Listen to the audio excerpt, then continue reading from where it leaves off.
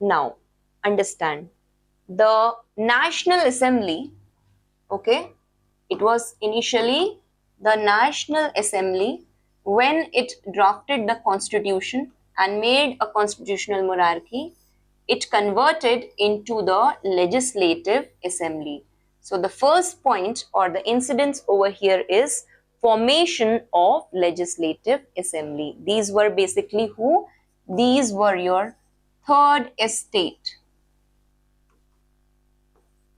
common man.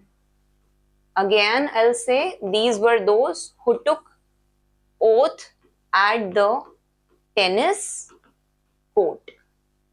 Okay, so these were formed after the dissolution of the National Assembly. It was the first elected body under the Constitution of 1791.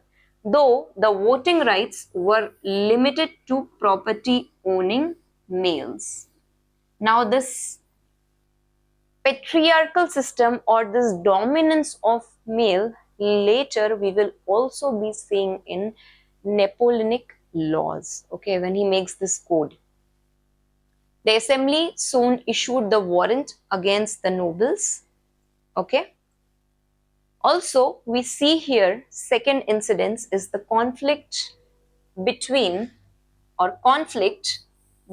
these people with the king and the nobles.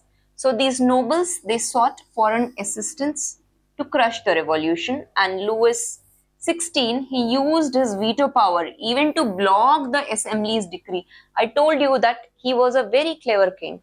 Okay, it was just on the pressure of the common masses that he accepted to make France a constitutional monarchy, right? But what they were trying to do, external pressure, blocking all the decisions against them. Now this widened the mistrust between the monarchy and the revolutionaries. So what will happen?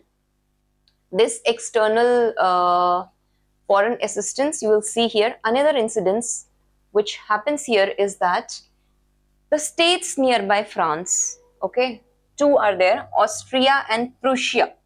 Prussia is basically, it will be your Germany part.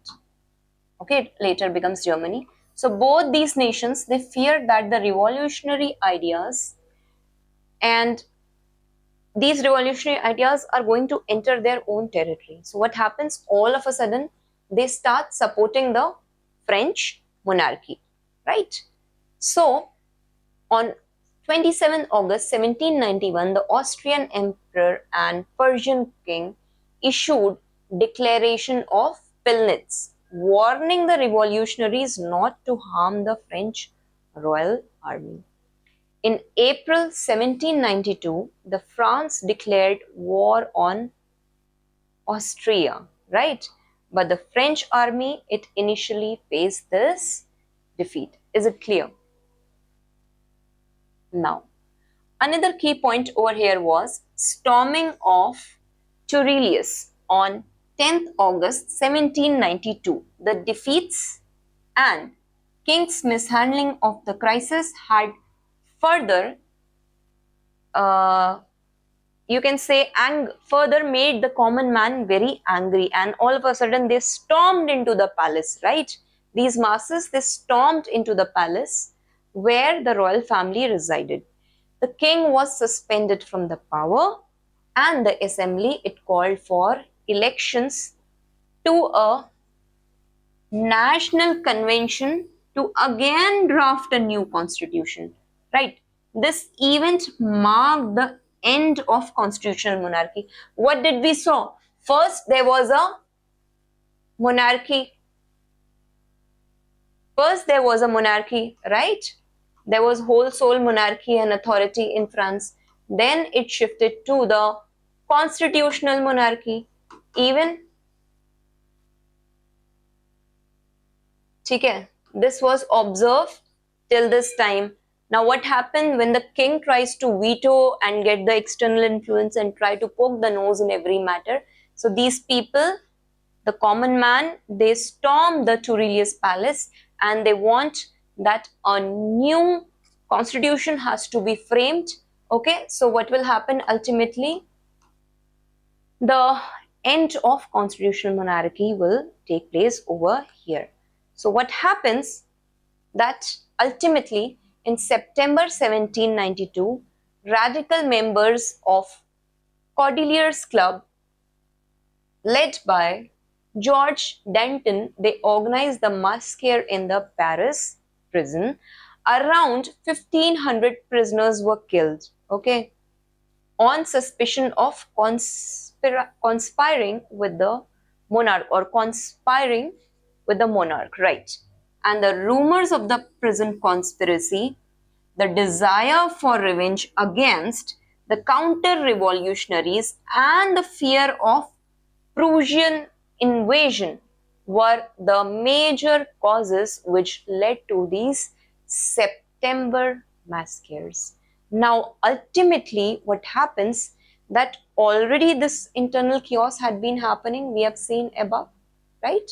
But the French army, it had secured a decisive victory against Prussia and Austria at Valmy in the northeast France. Now, this has been an incident, the victory of Valmy had been the incidents where the morale of the revolutionaries has been safeguarded, right? And at this point of time, what happened that again the revolution was revived. So let's recollect, it was National Assembly, then it was Legislative Assembly, right? Now it is a National Convention. The rule of the old establishment, it came to an end when the National Convention, it declared France a republic, right? Through a proclamation. Now understand this part over here. I have discussed it was a monarchy, it was a constitutional monarchy, and now it has become a republic, right? So it was initially over here, you can say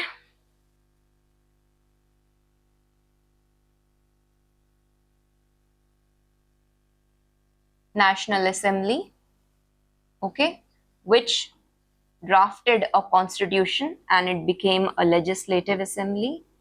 Then again, it was asked to redraft a constitution, and what was formed?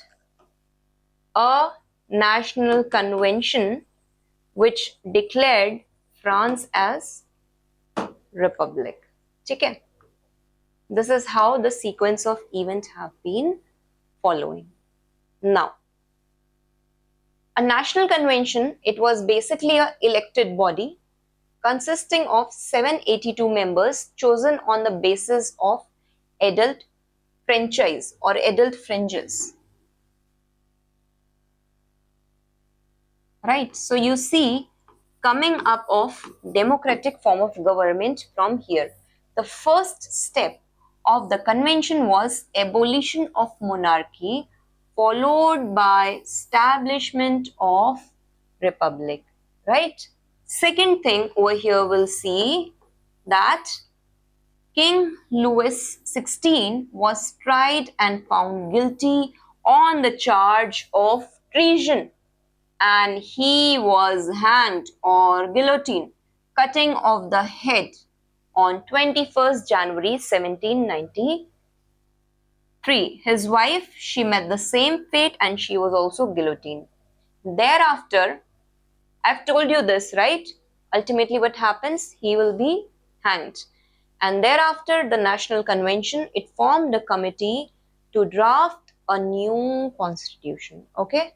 However, such attempts were failed due to political scuffle between the Girondins and the Jacobins. So what did we study about them? Girondins, these were more of the moderate people, right? We studied that these were the intellectuals.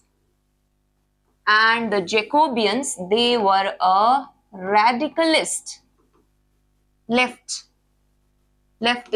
right? They were more of a revolutionary. So political scuffle was between both of them, and because of this, what happened? That new constitution could not be drafted. But one good thing was there, that this national convention, it marked the natural boundary of France up to the Rhine River. Okay, we'll see in World War the significance of this. Rhine Valley, Lorraine, we'll see all this.